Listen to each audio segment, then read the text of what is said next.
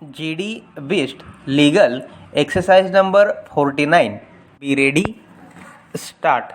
From the materials on record, it is evident that the appellant or plaintiff had a genuine claim which was considered in great detail by the trial court and supported by oral and documentary evidence.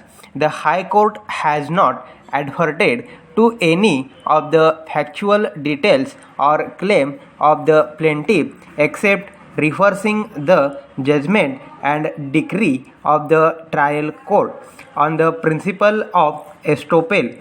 Through the matter could be remitted to the High Court for consideration in respect of merits of the claim and the judgment and decree of the trial court in as much as the work had been completed in August 1973. Final bill was raised on 31st March 1974 and additional claim was raised on 16th March 1976. To curtail the period of litigation, it would be appropriate that this court scrutinizes all the issues framed by the trial court, its discussion and ultimate conclusion based on the pleadings and supported by the materials. Issue number 15 in the trial court judgment related to estoppel, which has been decided in favor of the plaintiff in respect of other issues relating to execution of extra work.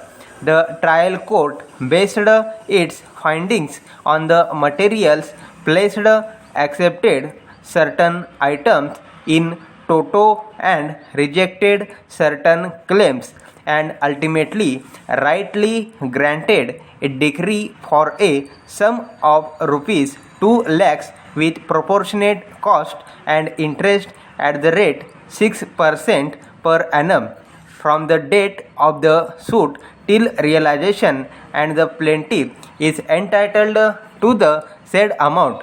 The impugned judgment of the High Court is set aside and the judgment and decree of the trial court restored.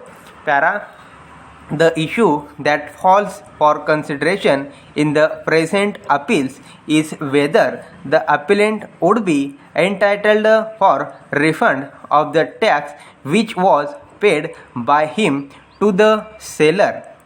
In view of the provisions of Section 44 of the Kerala General Sales Tax Act 1963, one additional issue which was urged at the time of hearing of the appeals and requires consideration by this court is as to whether the appellant would at all be entitled to claim exemption under Section 5(3) of the Central Sales Tax Act 1956, as at the time of sale the appellant could be allegedly shown any evidence that it was the penultimate sale of tea.